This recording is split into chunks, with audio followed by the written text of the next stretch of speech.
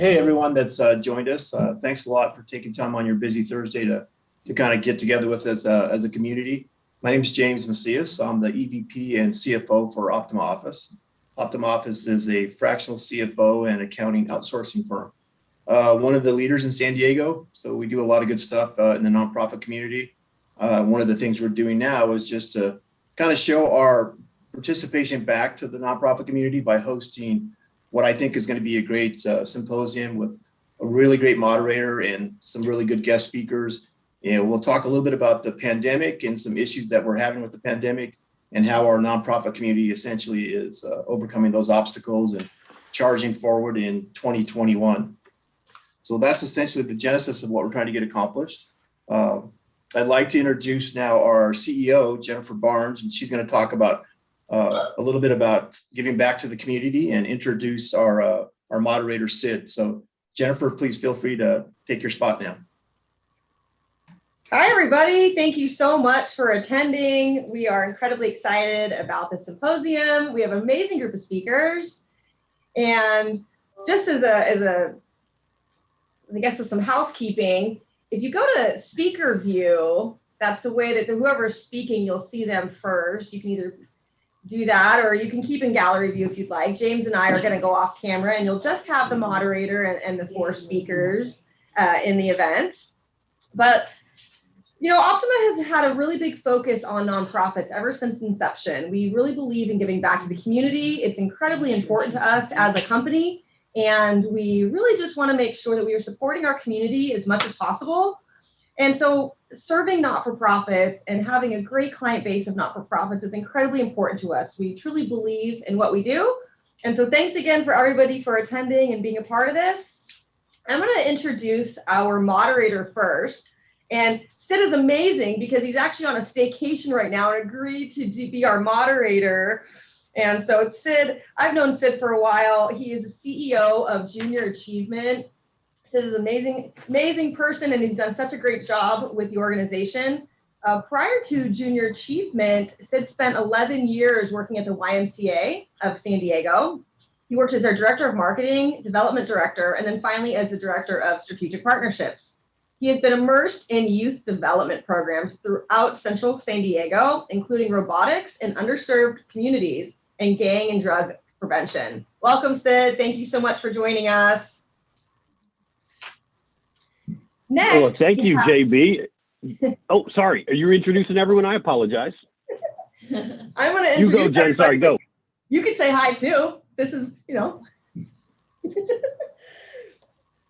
All right, the next, we have Nancy Sasaki. She is the CEO of the United Way of San Diego County. And we were just talking, the last time we saw each other was at an in-person event at the Natural History Museum. We have a cool photo together that the Business Journal posted. So I was like, God, I can't believe that was the last time I saw you.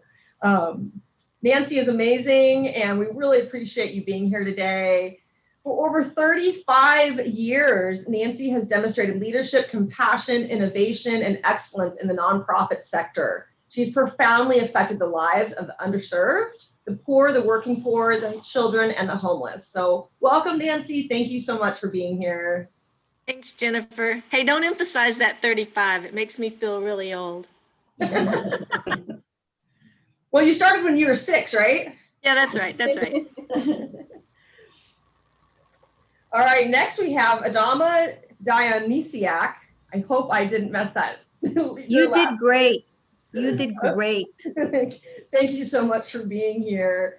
Adama is the executive director at Champions of Health. She has over 20 years of experience. She started when she was 9 in mission-driven, not-for-profit management, and is well known in Southern California for designing innovative programs in culturally diverse environments. Very timely for this environment we're in right now. Thank you so much for being a speaker. Next up, we have Vanessa Reese. She is stepping in for Jim Flores at the food bank. He was unable to make it today, but we're so elated to have the VP of Operations of the San Diego Food Bank here today. Hi, Vanessa. Hi, everyone. Vanessa is a San Diego native who joined the food bank in 2003. That was quite a while ago. You're going on 20 years at the food bank. As a VP of operations, she oversees all of the food bank programs, including the Community Cares program, the Backpack Kids program, which I love that backpack program. That is such a cool program. I've really seen it live and how it works. It's just absolutely phenomenal. And she also oversees the CalFresh outreach program. She implemented the food bank's new nutrition education program and our nutrition inventory system, not our like mine, but the food banks. Thank you so much for being here. And then the last speaker that we have today, who's someone I've known for quite some time, he's an absolutely phenomenal person, Micah Parzan, the Museum of Us, which was formerly Museum of Man. Such a timely change to be Museum of Us. I love it. The branding's excellent. Over the past 10 years, Micah and his team have gradually transformed the Museum of Us from a dusty, musty, and tired institution into a leading edge museum. In 2018, the museum was awarded the University of San Diego's prestigious Kaleidoscope Award for Good Governance. Micah currently serves as the chair of the board of the Balboa Park Cultural Partnership. Try to say that 10 times fast. Which supports 28 arts and cultural organizations in Balboa Park. And hey, I heard you guys are opening again soon. So exciting. I saw that in the Business Journal yesterday. Thanks. He's also on the mayoral appointed Balboa Park Committee. So thank you so much for all these wonderful speakers. And if you are not a speaker, please go off camera. In order to do the breakout rooms, we had to change this from a webinar to a Zoom meeting. So we've got a couple people I see that are on camera who are not part of the panel. So if you could please take yourself off camera, that would be excellent. And I'm going to go ahead and pass this over to, he's not on camera, but James. Could you please get back on camera and start the introductions? Yeah. So I think the next step really is we're going to let our great moderator Sid take over. So Sid, it's yours, and let's hit a home run since it's opening day for baseball. Yay. All right, I'll get Well, off camera. thank you, God. Thank you. Speakers. Well, thanks so much to Optima Office for hosting this, and we've got such an esteemed panel across a range of critical needs for our community. So I'll just start again. My name is Sid Vivek. I'm the CEO of Junior Achievement, and amongst one of the areas that has been hit is education, as so many of you know, and so many of us work in different ways. And I think as the challenges in our community, not just from COVID, but I also think from the appropriate awakening in many ways of the importance of social justice and equity across a range of needs in our community, I think all of our organizations have had to adjust. And some of that has been challenging, and I think some of it in some ways has been needed. And I think I'm excited to hear from this esteemed panel who continue to serve our community in a variety of ways. And while we are going to focus on, I think in a lot of ways, employment, housing, and food security, we all play different roles in those spaces. So I'm excited to just kind of keep us moving. But with that, I kind of want to make sure that everyone has a chance to introduce themselves. Everyone's been introduced, but I think perhaps highlight a little bit about each of your organizations and the role that you have played over the last, frankly, the 13 months almost going on. So Nancy, maybe we'll start with you and the United Way and kind of sharing some highlights and what you guys have been going through for the last 13 months here. All right, great. Thank you, Sid. And good morning and welcome everybody. And definitely thank you to Optima Office for putting this together. Excited to be here and to share a little bit about what United Way has been doing and how the pandemic impacted us. Last year was our centennial anniversary. So we've been in San Diego County for 100 years. We started when a pandemic started and we're still here when the next pandemic hits, which is kind of an odd place to be. But we had big plans to celebrate all of last year. And one of the things we were going to do was actually with Sid and at Junior Achievement, and all of that had to change because of the pandemic and the way we had to shut down. And so probably everybody on this panel had to shift their things all the way over to doing more with regard to online or virtual or some other way. Our mission is to spark breakthrough community action that elevates every child and family towards a brighter future. And we do that through our vision of building a vibrant community for everybody in San Diego County. But as the pandemic has shown, and pre-pandemic, we were working on our strategic plan and developed what we call Edict 2030. And Edict stands for Ending Disparities in Communities Not Thriving. And that is to mind the gap. I'll talk a little bit about that in just a minute. But how we do this is to work in alignment with our partners, to align our common goals, to leverage our resources, and through that work, transform the lives for children, young adults, and families. We work with our community in two different ways. One is to bring them together in partnership to address those disparities, especially focusing on education milestones and family stability. And it's really important and really has been highlighted because as the pandemic has shown, that working alone, we can't accomplish what we need to do to build that vibrant community. We also create diverse ways of giving back to the community through time, talent, and treasure. But first, I'm going to go back to the partnership and mind the gap. We talk about those who are struggling the most in the pandemic, and it's really been highlighted how much we rely on who we're referring to now as essential workers. Those who can't afford to stay at home to do their work, or those that aren't so privileged that they can stay at home and do their work. They're the people that put food on our tables. They're the people that work in the grocery stores, at the gas station, that pick up our trash. They haven't seen anything changed other than probably more of everything. Our healthcare workers, they don't have that privilege. So yes, we can provide them the essential needs that they need, like food, helping them cover their rent and mortgages and utilities. But how do we do this and build back a vibrant community? We believe one of the things, a lot of the work that's being done and you'll hear about today has to do with that those short-term goals, trying to fix what's going on right now. But our work really goes back to the education milestones and making sure that kids are reaching those milestones so that they can afford and get jobs that are better paying.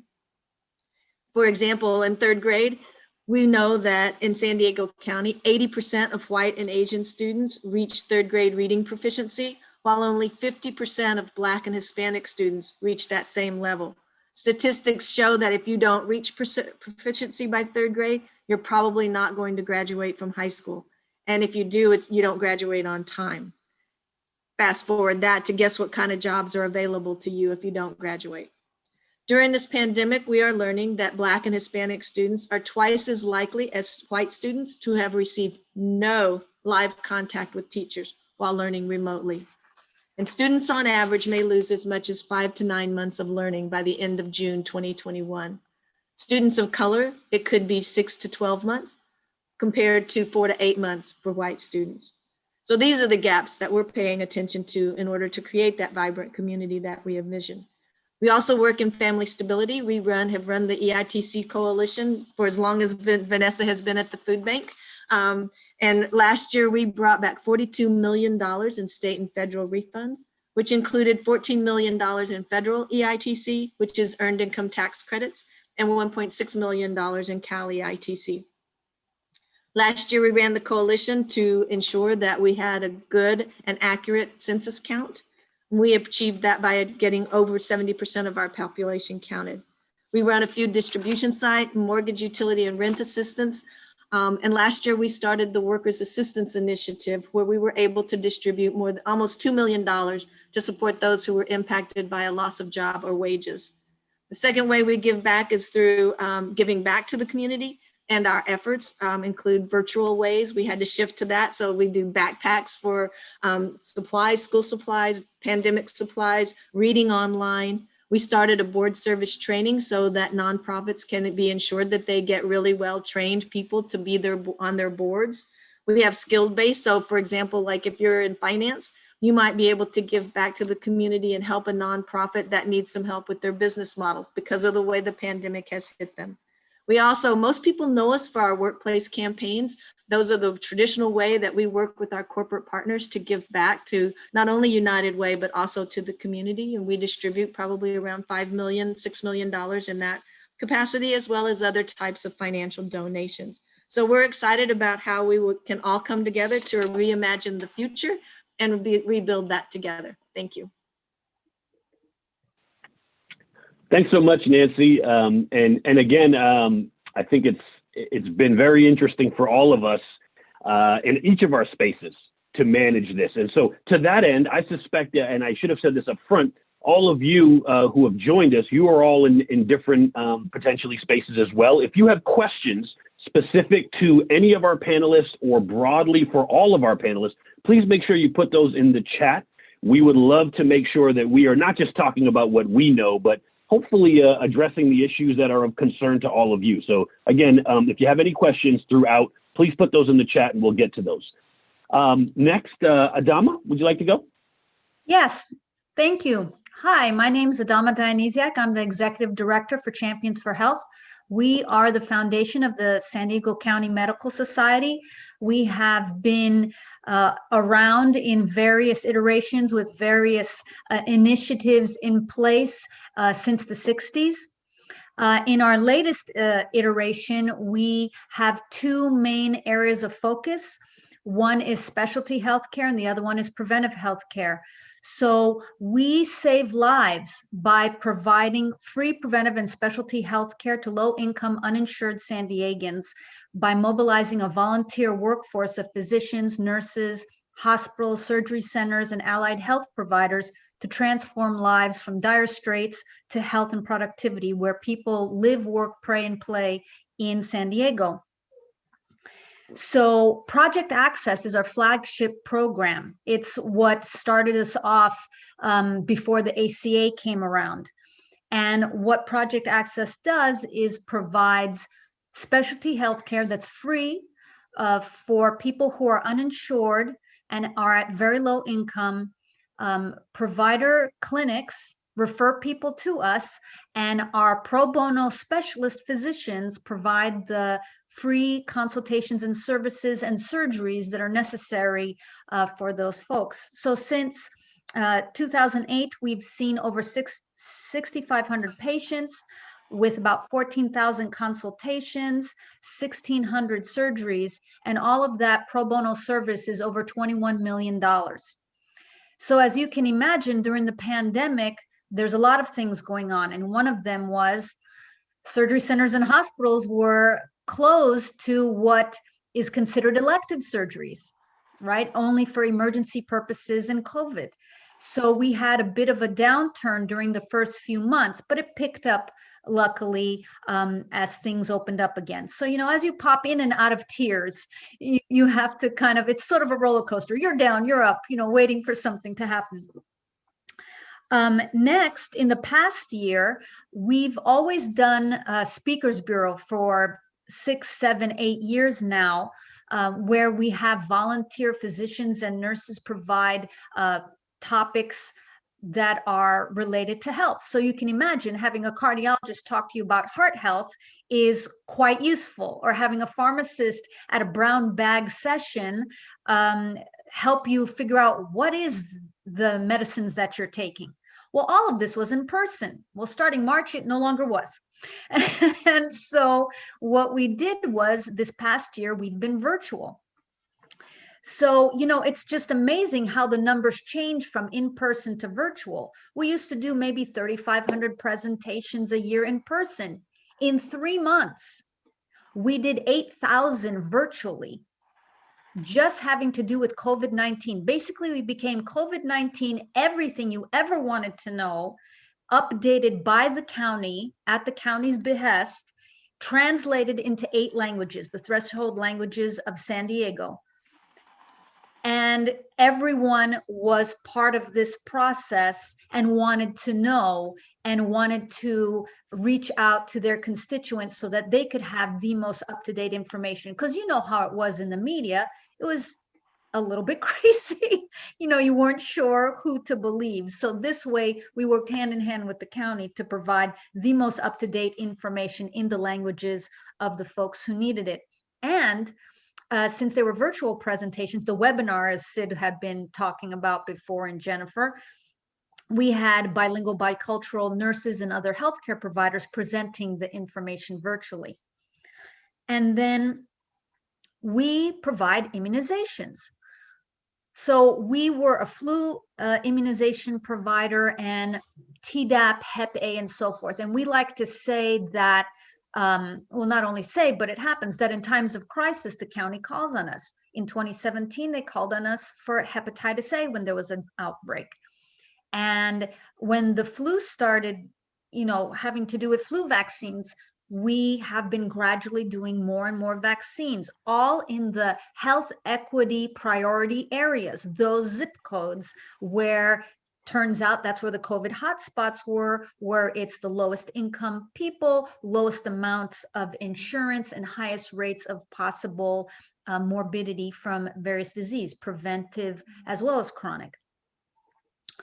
And so normally we would have 3,500 at our height flu vaccines provided in a 4-month period.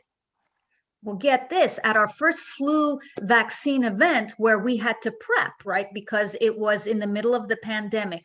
We made it a drive-through and a walk-up. We were PPE'd from head to toe, to make sure that everything ran smoothly from beginning to end. First event at a church in Escondido, 500 people. By the time we were done with just this past month with flu vaccinations, 8,000. That's way more than we ever have had, almost 3 times. So we were ready when the county called on us to do COVID vaccinations this year. We took our model for flu vaccines and we worked with our partners in the community. Like Nancy was saying, partner alignment, leveraging resources. What do we do best? What do other people do best? Let's put that to the best use possible. And the county asked us, go out there and provide COVID vaccinations to seniors at the senior care facilities, long-term care facilities. So we made sure that not only did we go there, but we went to senior housing complexes. Where are the folks? Let's go there, right? We went to various, our provider partners who work just with seniors. Jewish Family Services come to mind. Father Joe's Villages come to mind to help out with the homeless. And so we were providing the vaccines to the people who needed it most in their vicinity. So if you can imagine all of the technology and calling in and trying to get a vaccine appointment, well, what do our community partners do best? They know their constituents. They know their patients, they know their participants. So they knew how to mobilize them and what would be the best way to get them vaccinated. What do we do best? We mobilize our volunteers and we know the logistics of how everything needs to be smooth in a vaccination clinic. So everyone feels served with dignity and it's a friendly atmosphere. So all the stress is removed from, oh, I have to get this vaccine. Put that together, smooth process. Participants don't have to worry about phone calls or computers because the partner agency did all that. The partner agency doesn't have to worry about vaccines and vaccinators. We did all that. And so it's wonderful. In 11 weeks, we've vaccinated, as of yesterday, 8,500 people. Or we've provided 8,500 vaccinations, and we've started to include farm workers now at far-flung locations in North County and East County, and we will continue to provide those services to all of these various individuals. The other thing that is important is right at the beginning, we needed to train as many people as possible to be vaccinators. So we worked with every school of nursing in San Diego County and the nursing associations in San Diego County and said, let's do this. We'll train you, you train your students, sort of a train the trainer, right? So we had over 1,000 people trained plus all of their students. So that has to be at least another 1,000 people or more. Not only are they helping with our events, but they've helped out at Petco Park and so forth for vaccinations. I think the most important thing that we figured out from all of this is not a drill. This is a real thing. We need to step it up, not only from what we were doing, but pace ourselves. So trying to balance that at the same time making sure that staff, if they had to work remotely or if they had to work into the office, making sure all the technology was working so that everyone could keep in contact, checking in with everybody. So all of that together was really super important to have Champions for Health get out there into those health equity priority areas and provide what was needed during this pandemic. Thank you. Thanks, Adama. And again, you heard from two providers who have done so much really across a range of needs during COVID. And I think we've all played different roles. Now we're going to go to Vanessa, who I think has while the food bank does so many different things, I think there's one very clear, obvious one around food security that the food bank has played a huge role in. So Vanessa? Yeah, thank you so much, Sid. Good morning, everyone. The San Diego Food Bank has been around since 1977, and I've been here just about 18 years and have never experienced the type of demand that we're seeing here today. Never could have imagined it, and frankly, I wish it never happened. Unfortunately, we're here, and we're having to pivot our operations and our programs to be more innovative, to make sure we're reaching families who have never experienced food insecurity before, which is most common is what we're seeing right now.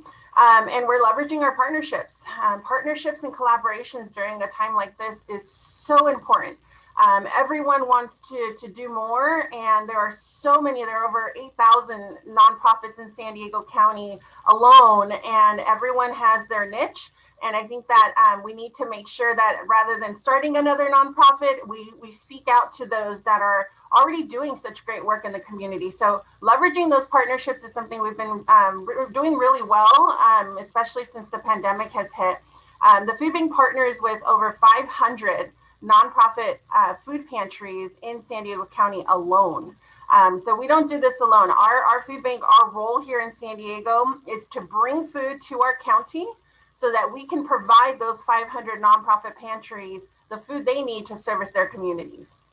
That's our biggest thing here. And so for us, prior to the pandemic, we were serving about 350,000 people per month with these partnerships. That's huge alone. Since the pandemic has hit, we're now averaging between 550,000 to 600,000 people every single month. Those numbers are just they're huge. We're not seeing any decrease at the moment.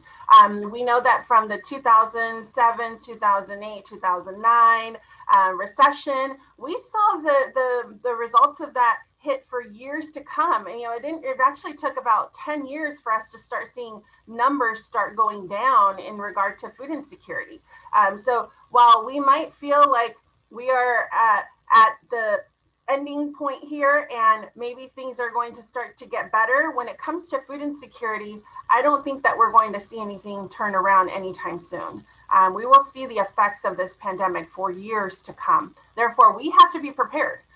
So here at the food bank, we're doing a lot. We are receiving more food than ever before. We have a warehouse in the Miramar area, and then we have a North County food bank in Vista as well.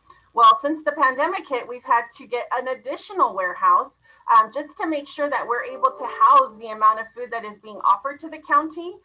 So I do want to make that known that food is not an issue right now. Not only are we getting donations in from the USDA, new government programs that are being established as a result of the stimulus packages that have been made, but also the food bank is buying more food than ever before. Typically, we spend about $1 million a year on food purchases.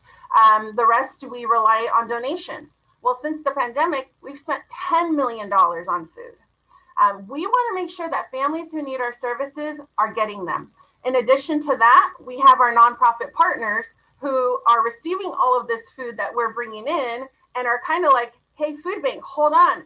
My building, my food pantry is not built for this level of food that you're giving me. We don't have the refrigeration, the safety precautions. We don't have the shelving, the trucks to be able to run our pantries with the amount of food you're bringing in. So we hurried up and we pivoted, and we've now granted over $2 million in agency capacity grants to our nonprofit partners to buy PPE, to expand their food pantries, to pay their rent so that pantries are not closing. Those are some of the things that we're doing right now to keep up with that demand. I know that we have more questions where we can cover other areas and how folks can support the food bank, how they can volunteer, run food drives. So I can elaborate a little bit more, but that's just a 50,000 foot level on where we are so far since the pandemic has hit. Thanks so much, Vanessa. And I think you, all of you on the call, I know there's a lot of nonprofit folks on the call. I think what you've heard in every single one of every one of our speakers have said, and I'm confident Micah will echo as well, is it's about partnerships. You know, we have major issues, whether it's the pandemic or whether it's the importance of equity across policy areas. Big problems require big solutions, and there's no one organization or agency that can tackle it alone. And so I would encourage all of you listening, especially in your nonprofits, there are places and ways to partner with others that we can make really leverage impact.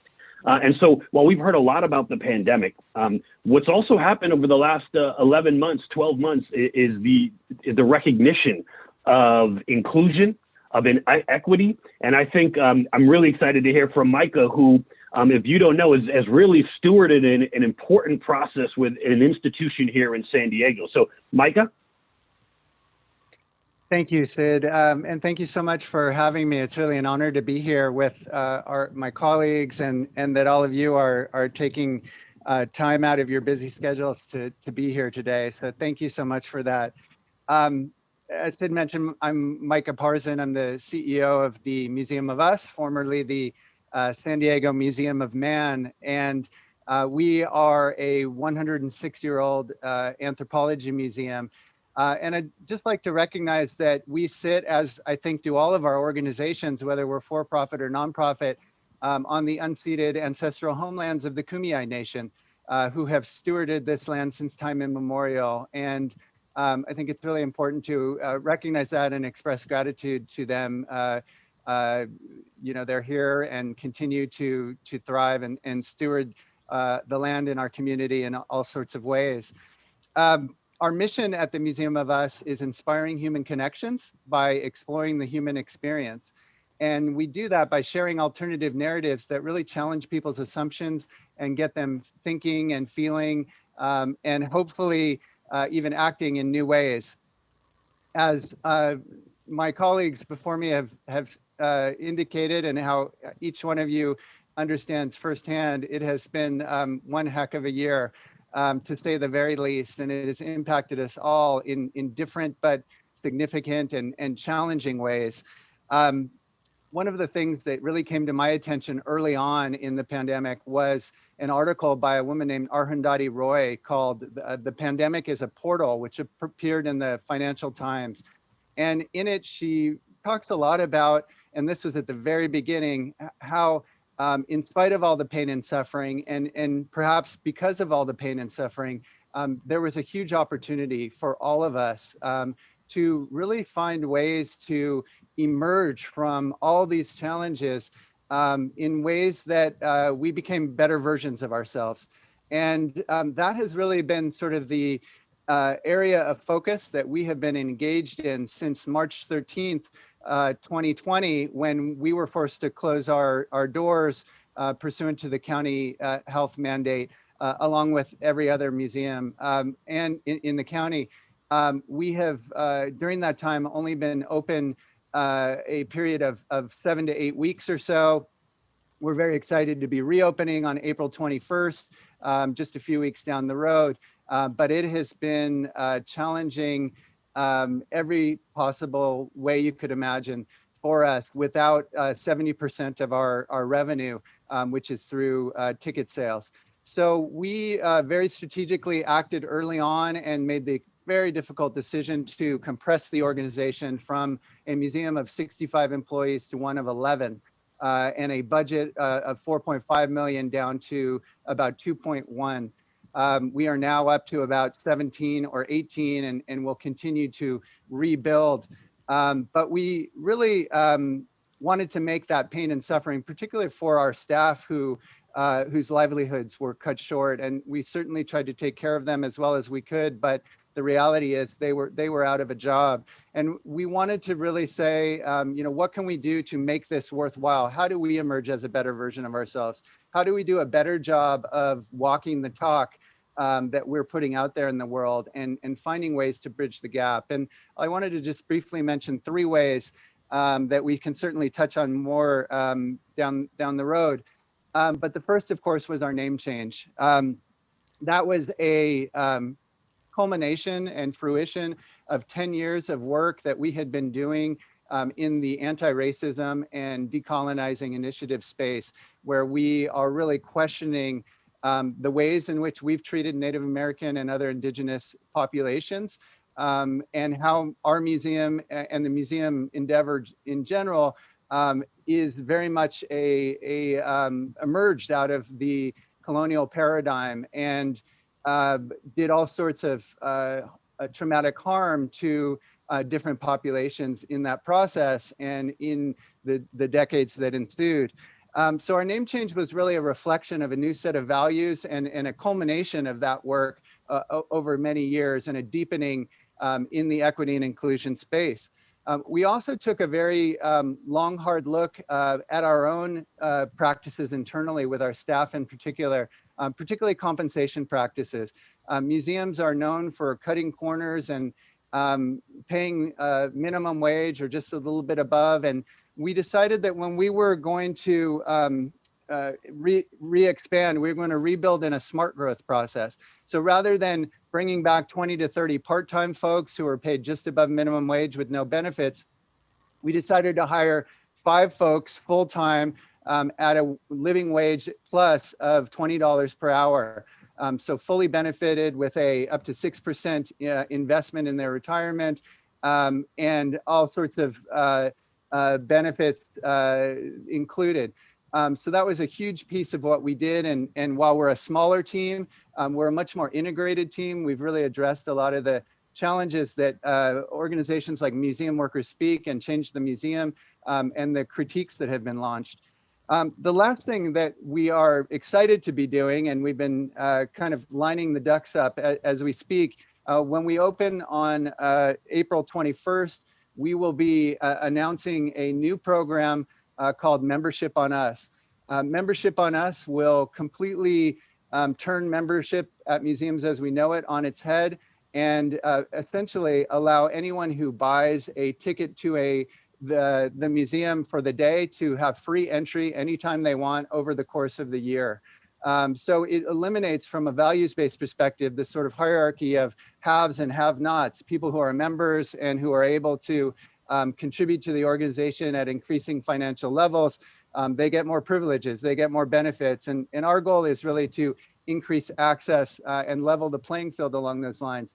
As part of Membership on Us, we will be partnering with select Title I schools and youth programs, and anyone from one of our partner entities will be able to come into the museum for free, whether it's a student, a faculty, or a staff member. They'll be able to do that just with the flash of an ID. So we're working on access in all sorts of ways. We're really excited to be opening on April 21st, and we hope you folks will come join us at some point. Come for the day, come for the year. So thank you, everybody.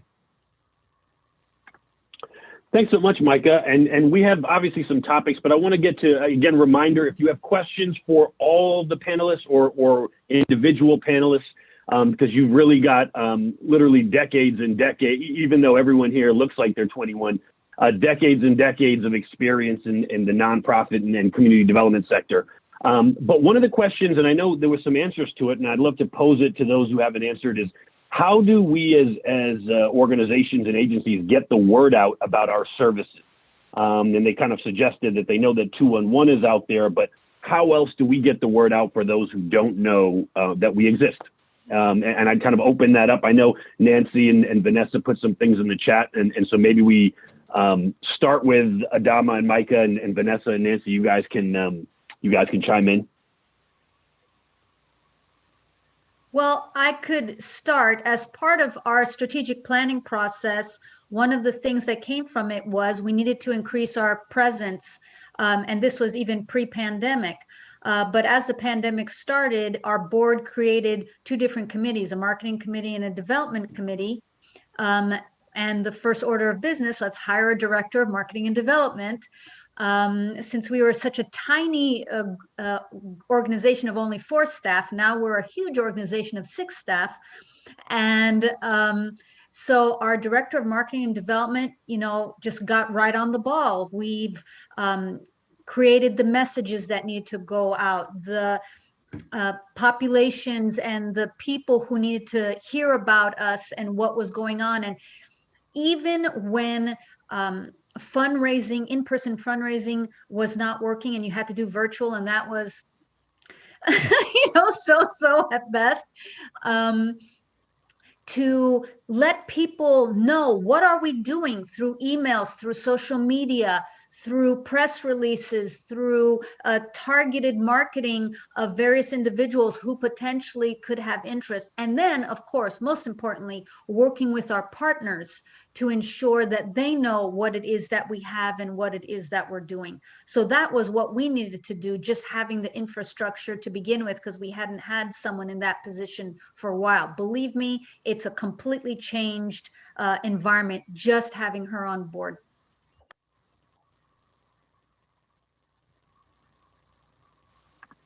Micah, do you have anything to add, or Nancy or Vanessa? Yeah, I just added into the chat that, just to kind of tag on to something Adama just said, and that was definitely when you're shut down and can't go out and talk to people in person, that being able to do that through your social media, but also encouraging your staff and others that are on your own networks to share to their networks. That's how you can begin to get out that message. But also remembering that some of the smaller newspapers and other media sources are also hurting for business. And so as much as you can to help them out and help get your message out into different communities is also a good way. And so I saw that Vanessa had put in there both English and Spanish commercials. Those are different ways to do it. The other thing that Great. I'll add, in addition to our website, which has all of the list of, by day of all the places where folks can get food, which we also update 211 with. The commercials that are airing and have been airing in Spanish and English. We also are changing the way that we work with certain groups. For example, we do specific distributions where we're targeting tourism, labor, hospitality. And while the distributions that we're inviting these folks to are also open to the public, just creating a flyer that is inviting them and calling this industry out firsthand is enough for them to feel like, hey, I was invited, here's the flyer. Even though we know they don't need it, it's a way for us to just make sure that folks who have never been in this position feel comfortable. It's about treating them with dignity, making sure that they're going through this process, that we're removing barriers to food, that we're increasing access. So for us, it really is trying everything in the book to encourage folks to come out, because that's the other thing. There's a gap of people who need services, but don't go and ask for them. And so how do we make those individuals feel like it's okay to seek these services? We're here for them. So that's a big part of it. That's one of the reasons that we put the commercials out, just saying we're here, we have food. And you'll hear that in the commercial, because sometimes what we feel is folks will say, well, someone out there needs it more than me. So if they see a warehouse where there's food and there's an abundance, then they feel, okay, maybe they can spare a few bags of groceries, once a month, a couple times a month. So that's one of the big things for us. Same goes with military. Through our military initiative, we've done similar things where we've customized flyers and invitations, rather than just inviting folks that are in the military or retired or families. We invite them to what we call an appreciation event. So just by changing it to the word appreciation, then they don't feel like it's just a free-for-all food distribution, but it's a gift from the food bank to them. Same folks are going to be attending, those that need it, but it's a way to spin it around to encourage those individuals who are experiencing food insecurity and need the support from us. Great, thanks, Vanessa. I'm going to move into, we've talked about the impacts of COVID. We've talked about a little bit of employment, housing. We've talked about food security.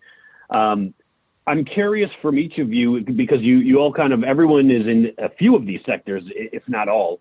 How do you think other nonprofits, our brethren, our colleagues in these areas, how are they managing within these sectors? What have we heard from our partners in these areas? And what can be done to support them? Mike, I'd start with you. Looks like you're unmuted, so I'd go right to you. That sounds good. Yeah, I think if nothing else, the pandemic has shown a light on the fragility of nonprofits and lack of reserve resources and ability to stand up to a rainy day like this that is extended, to say the least. I know in the museum industry, there's been a big response toward going digital, and we certainly have digital offerings. Many of our colleagues have as well. And I think time will tell whether those sort of stick, or once we're able to reopen, whether that, in-person engagement. But I think more generally, we have seen some significant mergers in the industry and in the field. In the park in particular, some of you may know the San Diego Art Institute recently announced a merger with the Lux Art Institute, and will become the Institute of Contemporary Art. The Balboa Park Conservancy and the Friends of Balboa Park have also merged. And I think, necessity is sort of the mother of invention. We're all being forced to try to get water from a stone in creative and innovative ways. And some really good things are emerging out of that. Micah, thanks so much for that. I think there's an important note there, and everyone kind of touched on that. And so I'll pass it to others, but I would say, I think in many ways, while this has hit so much of our community hard, many of our nonprofits have been forced to accelerate innovations, or in some ways completely adapt in a way that's not bad. It's something that we hope, I can speak for JA, we used to be historically connected to schools. Well, what we have found is a tremendous demand in communities outside of the school day. It's families working and having to school from home with their little kids, saying, what educational resources can I get directly outside of school? And so I would tell you from JA's perspective, to Micah's point, we have been forced to innovate, and it's been a really good thing, and something we actually see as a post-COVID opportunity. So again, I have a board member who says there is opportunity in chaos, and I think that's probably for all of us, it's important to lean in. So my own commentary, but Adama, Nancy, Vanessa, anything to add?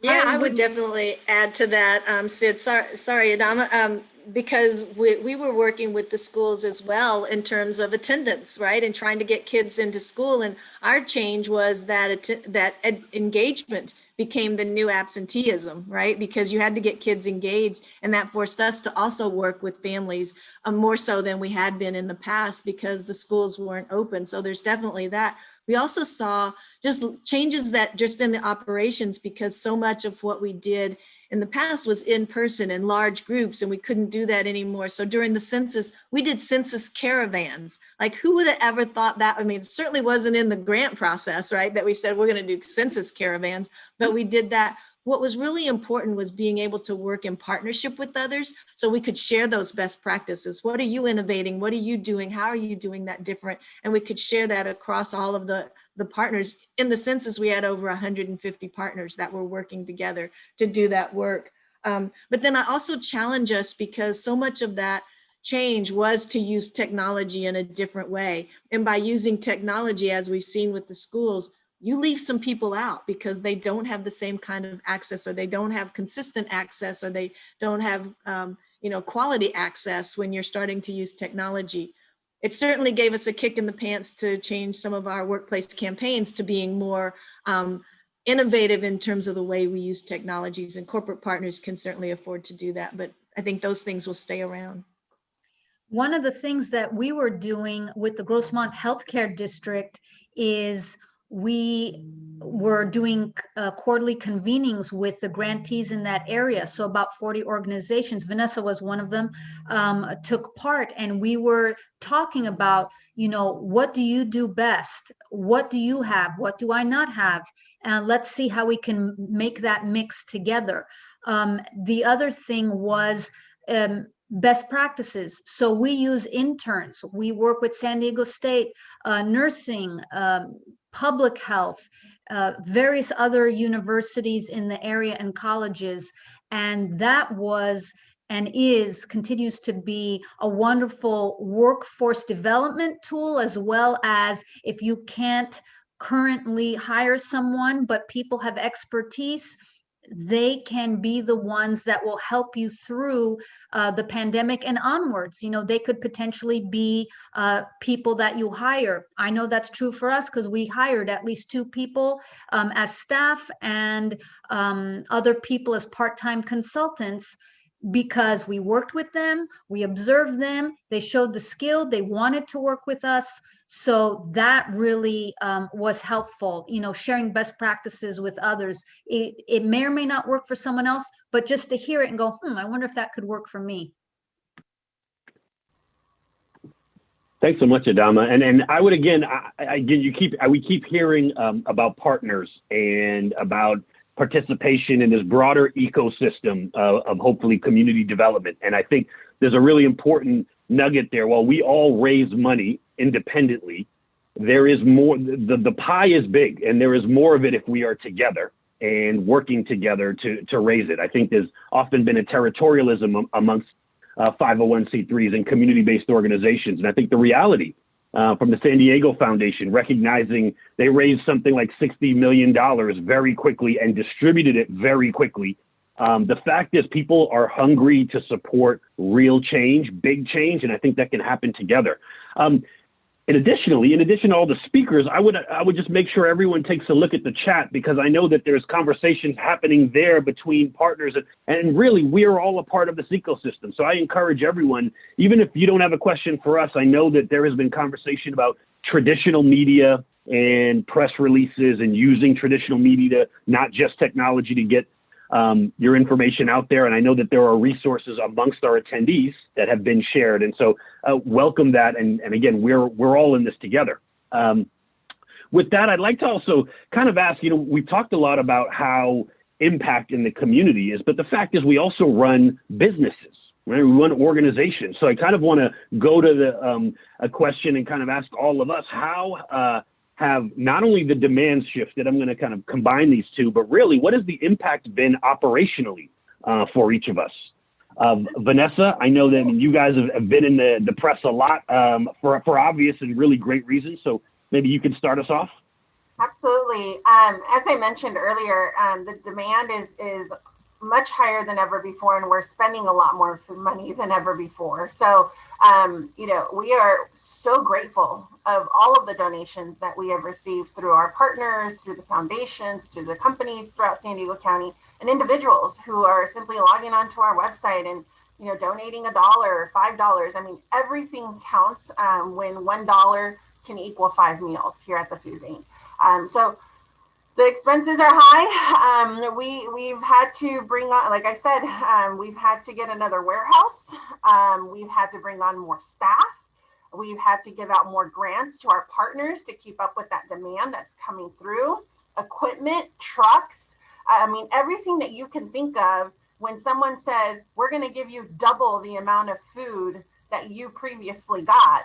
I mean, that's where we're at. Prior to the pandemic, we had hit a milestone, 32 million pounds distributed right before the pandemic hit. And we were expecting to hit around 32, 33 the following year. Nope. End of fiscal year 2020, we hit 43 million pounds out the door, a 10 million pound jump in just, really, it was over a year, but the majority of it happened from March and beyond. This year, mind you, 32 million is what we had before the pandemic. This year, June, we expect to distribute 65 million pounds of food. That does not happen on its own. It does not happen cheap. So the expenses are high, and we're trying to be as efficient as we can. It was the cart before the horse, because we had to start receiving the food and making sure that it was safe and we were handling it correctly before we were ever able to buy more trucks and get more forklifts and hire staff. And provide our agencies with more agency capacity support. So we had to pivot quickly. Now I feel like we're in the new normal. We're getting more accustomed to what those operational needs are in order to ensure that food is going out safely and distributed safely to the end user. But you're absolutely right. That increased demand does hit the books. And we are, like I said, very grateful for the donations that are coming in. But in order to keep up with this, and like I said earlier, this is going to continue for years to come.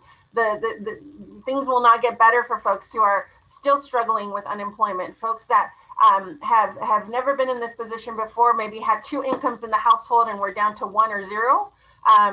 We're going to continue to have to support these individuals until they're able to get back into the job force. So those are some of just the high level expenses and operational impacts that we have seen at the food bank.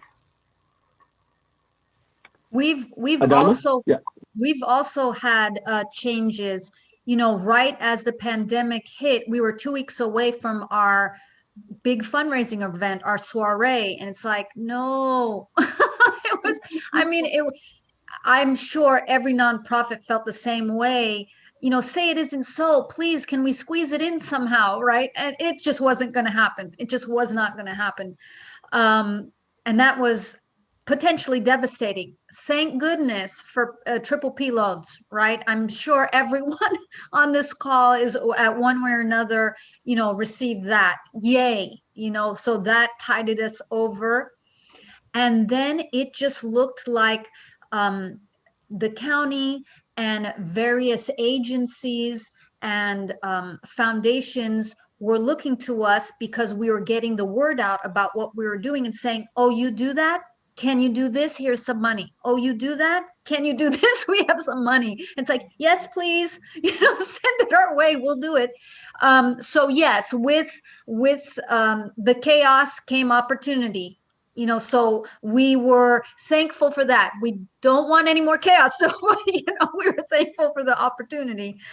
And so their contracts, different kinds of grants that had to be COVID specific, right? And how we were responding to it that made sense in the community, who were we working with. From the expense side, hiring staff, everybody knows, hiring staff that are full-time, it's a process, right? And you need someone who's ready now, right? And just go, because that's how it felt like at every moment you felt a month behind already and you wanted someone immediately. So I cannot stress enough, if you have volunteers, if you have interns, if you have anyone who has been working with you, observe them. What are their skills? What are they excelling at? Are they really mission driven? Do they have their heart in it? Do they need a job? And so that way we were able to hire part-time consultants quickly when we needed to do COVID vaccinations, or when money came through for a TB grant to increase health literacy amongst Vietnamese and Filipino students participants having to do with tuberculosis. So, I mean, in various ways, being ready to, I hate the word pivot, but being ready to pivot, you know, whatever dance move that's needed, you know, interpretive dance to make this happen. That's what we were doing. And I think everyone felt that in different ways, right? I'm sure of it. Micah, you've got an interesting model in that, you know, as a nonprofit, you need people coming through the doors, as you noted. So I'm sure you've got an interesting perspective on this. Yeah, thanks, Sid. I mentioned a little bit about the operational kind of contraction of the organization and how challenging that was. But now, as we are getting ready to reopen, and for that short stint where we were able to reopen, we're all having to do more with less, right? We've got a much smaller team, and here we have to comply with all sorts of critical health mandates in terms of making sure that our team is safe, but also our visitors are safe. You know, we're looking very carefully at how consumer behavior it will be impacted by the pandemic, and whether people will return wholeheartedly to kind of former rates, or if it will be half or a quarter, or if that'll grow over time. And our business model is acutely dependent on those unknown variables. So it makes it extremely challenging, along with tourism. You know, when and how quickly will that rebound? We know the airports are full today, sort of as we speak, but you look at France and Italy and other places, and their wave has hit with a vengeance. And are we just a few weeks behind that, or will the vaccination really help us? The last thing I'll say along these lines, Sid, is that I think that the demands of consumers from nonprofits has really changed too, particularly relative to equity and social justice. And, I know that every museum and virtually every nonprofit hung their Black Lives Matter banner, and they posted their Stop Asian Hate statement, and they've now sort of talked the talk. But I think the idea of having the tools in your toolbox to really walk that talk is a whole nother story. And I think, there's a real danger as we move forward that there's been sort of a performative effort in that space. And that now is the time that all of us have to really dig deep and unpack and kind of excavate the inequities that exist within our own workplaces, how we perpetuate harm against BIPOC folks in all sorts of ways, which we're probably not even aware of. Sid, I would like to add, kind of at a high level view of this, I hope that we are able to go back and look at when the pandemic hit. I always felt like we were responding to it as if it were a typical disaster that we respond to in our community, like a fire. There's a beginning and an end and a recovery. We didn't really respond to it in terms of support. And I am so grateful for how generous our community is, but that we didn't respond to this as if we need to kind of pace this out because it's going to last for over a year and it's going to actually last 2 or 3 years. It's like, what do we do about donor fatigue? What do we do about this hopefulness that people think that we're going to get back to some sort of a normal, however we end up defining that and rebuilding that? But as everybody has talked about how we have changed the operations of our organizations to respond to this immediate need, to the immediate concerns that are happening in our community, what happens to that ongoing work that we were doing? What happens to that, and how do we build that back up and ensure that we're still doing that, keeping in mind everything Micah was just saying about what we've learned about how the disparities exist in our community. From our work, as I mentioned earlier, the disparities have lasted for quite some time, but how do we really keep that focus on that when we begin to recover, when we begin to figure out, like, what do we keep, what do we not keep, what have we learned, how do we change, how do we get better than what we were before? So I think that, trying to get some of our work heard in the community is also a challenge, because we're so aware, hyper aware of where people need food and where people need the vaccine and where people need this, and they are huge. So how do we talk about third graders needing to read better? How do you get that above the fray? How do you get people to understand that going to the Museum of Us is an important part of rebuilding our community? It's really hard to get our voices heard above all of that. That is so imperative and important in our community now. I wanted to add something. Even though, if, in various ways, we hope things go back to normal, which I would think of it as that we don't feel like this anxiety or this anchor on us of right? I think that's what I feel when I think of normal, is that I just that the fog lifts a little, just for a minute, to feel better. But the hope in all of this that I find, and the excitement that I find in all of this, is amongst my staff and the volunteers and the physicians that work with us and the nurses that work with us and our interns, is that the community, when we go out to the community and we're there and we're providing what it is that they want, and it's a friendly situation, it's stress-free, they feel seen, they feel heard, they're engaged in conversation in their language by folks that they might even know.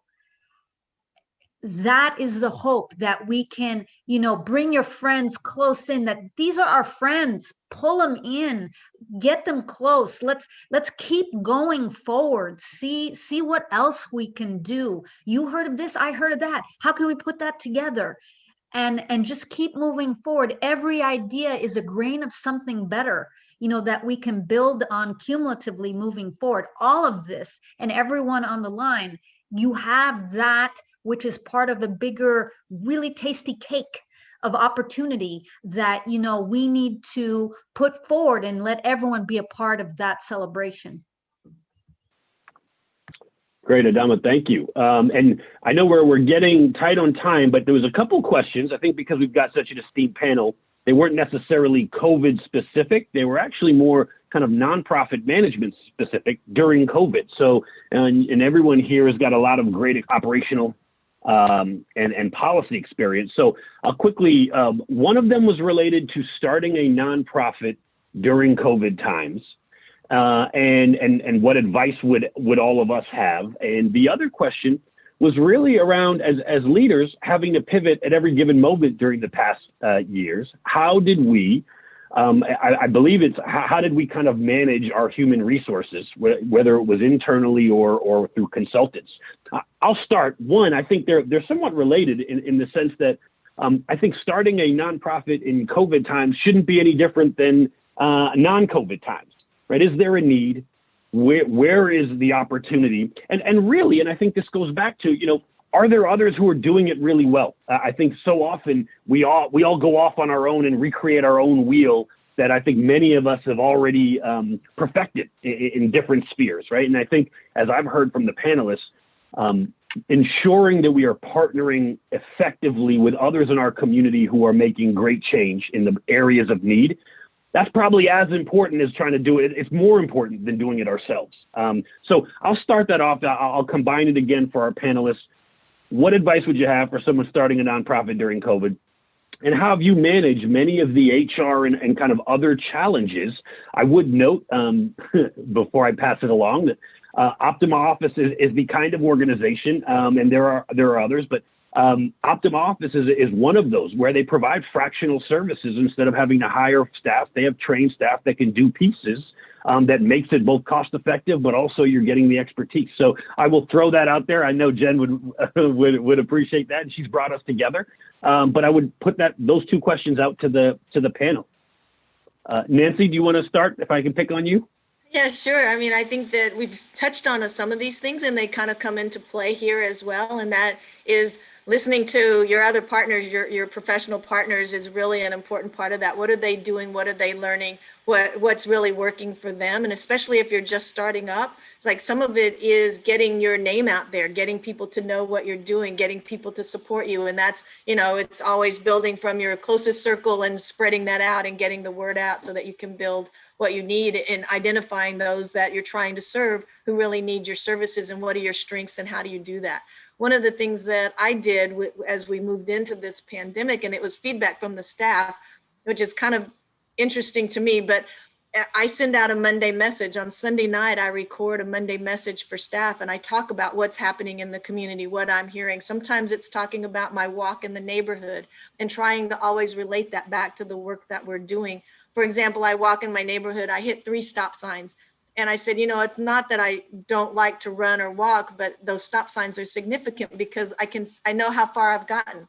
I know what I've accomplished. I know, and that's what we need in our work, are those milestones and those stop signs or those markers that tell us how much we have accomplished. So I tie it to that. I did several on the Black Lives Matter. I've done several on the perspective of the AAPI community and what's been happening with hate crimes towards my community. But I've also, like, laughter is supposed to be the best medicine. And I spent one of my Monday messages like bringing up these stupid dad jokes and memes and making people laugh. So it's just really keeping in front of the staff. And also, as I talk about the budget and the changes that are happening, being honest with them and being transparent with them at a time when we can't be in the same room with each other to get that feeling.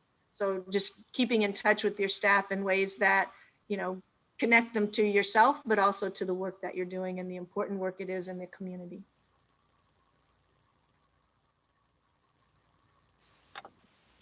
Vanessa, Micah, Adama?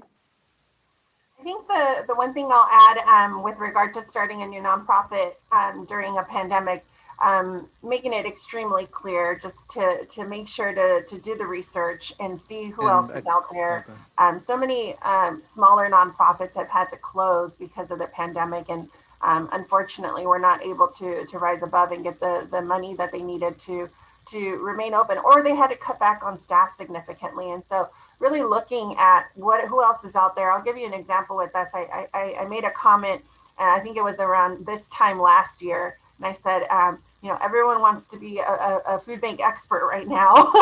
And we were getting, and that's a good thing, but there are a lot of experts, right? And we were getting a lot of requests from individuals who were asking to run a food distribution for the very first time. And I would ask them, well, what area are you in? Because of course, if it's in an area that I don't have anyone, 100%, I will bring you in, I will train you, I will bring the food out to you myself. And oftentimes, about 90% of the time, they were around the corner, if not next door, from an existing food pantry that has been operating for many, many years. And so instead, what I would do is I would bridge the connection between the two of them. And I would say, look, what I do know is that this organization is only able to open 2 days a week right now, and they can only open in the morning. If you partner with this organization, you could help them by maybe extending their hours of operation, maybe opening on a weekend so that folks are able to come after work or in the evening. That is a gap that we can identify, and you can help by working collectively. So those are, and it works for most. They're okay with that because their ultimate goal is just to help. For those that are very much, just wanting to start a nonprofit, that answer doesn't always work for them. But that's just one example, and why research and really looking at your local community is important before taking those steps of starting a nonprofit. With regard to HR, my goodness, I do not envy our HR director. The poor thing has just long hours, and she's become the best expert, very quickly on how to manage staff in a time of a pandemic. And we've done some really cool things. As you guys know, the food bank, we're essential workers. We work, 95% of our staff have been coming into the warehouse and to our offices since the first day of the pandemic. And it's been tough. Like I said, double the amount of food has been going out the doors, and not necessarily with double the amount of staff. And so we've done some really cool things for our team, including giving them compensation for working during the pandemic and for being essential workers. Without our drivers and without our warehouse staff, food wouldn't be leaving our doorways. So we wanted to give them a little bit extra. We also started providing lunches to our staff just a couple of times a week, Tuesdays, Thursdays, staff lunches. That was really helpful for them. But keeping them in the loop, we had several webinars where we brought in folks from Kaiser, or just individuals that were just helping them to learn what else is happening in the local community. What are the recent updates from COVID? So all of that has been done internally. We do reach out through just talking to our attorneys and other experts. But I really like the idea of having just experts come in and who are consultants and can really support our team, because we are maxed out. So, having Optima, that's a really great service. Awesome. Well, and in the interest of time, I want to make sure that we can get to the breakouts, but you've got great organizations doing so much here on this panel. I want to make sure everyone's got 2 minutes. How can people get involved with your organizations? What are the upcoming events, opportunities, initiatives that you would want everyone to know about? So I'll go kind of in reverse order here, but Micah, if you've got something you'd want the group to know, 2 minutes, let's make sure everyone knows what's going on with the Museum of Us.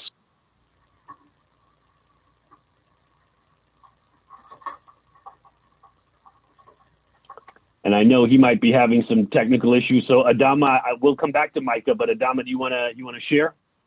Sure. We're always looking for volunteers having to do with our vaccination efforts. If a person is a healthcare worker, allied healthcare worker, a student, and for some reason their particular school is not involved with us, please reach out to Champions for Health, and we can see about training people to be vaccinators, if that makes sense, or training to be assisting in the process of vaccination. Also, we have our Champion Soiree, our second annual, yay, at the Birch Aquarium happening July 10th. And it looks like we'll be able to be in person. And funny, you know how they have whale pods and this kind of pod and that kind of pod. Well, we're going to be having human pods apparently to keep everyone socially distanced to be able to have the event. So that can also be found on our website. We would love to have people attend, buy tickets, be a sponsor if their organization would like to sponsor us. And it benefits all of our programs, so Project Access with the free surgeries to patients and all of the other necessities that are needed, transportation, medical interpretation, medicines, as well as our community wellness programs, whether it's Speakers Bureau or immunizations or our tuberculosis efforts. So thank you. Thanks, Adama. Nancy? Yeah, definitely there's nonprofits I know that are partnering here, are part of this right now. And we have different collaborations that are working in different areas, whether it's with Escondido High School and some of the mental health challenges that they have there. We also have collaboration that's working around reading issues that families are having and helping their kids, several different collaborations. Definitely giving back. We have online a volunteer hub that you can go and find different areas that you can volunteer around the county. We also have one that's very specific to homelessness. So if people want to work in the volunteer in the homelessness area, they can go to that site as well. I will look it up and try to put it in the chat before we end. We can also set up one-time giving back opportunities for your company that if you're interested in that. We also have two affinity groups that are really interesting. One is called our Emerging Leaders, and that's one where we have both learning opportunities as well as giving back opportunities for people that are involved there, as well as our Women United, which is primarily a collaborative to work together and learn together, but also to have events that they are raising funds to give back to the community. So we have a lot of things that people can do to just get in touch with us. Thanks, Nancy, and I appreciate it, everyone. I know Vanessa and Adama have all put things in the chat as well, so if everyone wants to go through there. Micah, Vanessa, will end with you. I think you did a great job putting everything in the chat, but Micah, do you have anything you want to share before we go to Vanessa, or we will close with Jennifer? Nope, okay. Well, Micah, it happens, having some internet challenges, but thank you guys all here for being part of this discussion. I think what I heard more than anything is partnership matters, the ecosystem matters, getting involved, identifying who's on the ground and how we can all help each other, help our community is the role that our organizations can play here in San Diego. So thank you all. Thank you to Optima office. Jennifer, back to you. Thank you so much, everyone. This was really interesting. I definitely learned a few things. And what we are going to do is if each of you send me all your events and ways to participate in your organization, Optima will send to all the participants your information and your events are upcoming so that all you participants will have this ready on hand so that you can support all these wonderful not-for-profits. What we're going to do, you please stay on if you can. If you can't, no big deal. I know it's 12:22. So the breakout rooms, we'll just do one breakout room, be about 10 minutes long. And what we want you to do, we're going to put you in rooms of probably 5 or 6 people each. And that way you can learn from a couple of other people that attended today. Just tell people, maybe a minute of what you do, what your business does.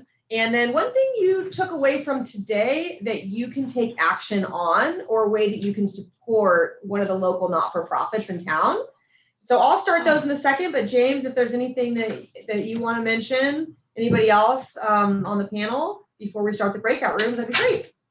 Yeah, sure thing. So whenever you're ready to start the breakout rooms. Hey, so everybody, thanks a lot for participating. It's super exciting. One of the things I like about doing finance and accounting work with nonprofits is there's that passion.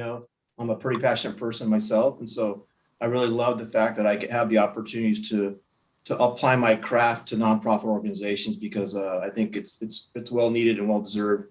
So I'm excited with everything that you guys talked about, and looking forward to a quick session on the breakout room.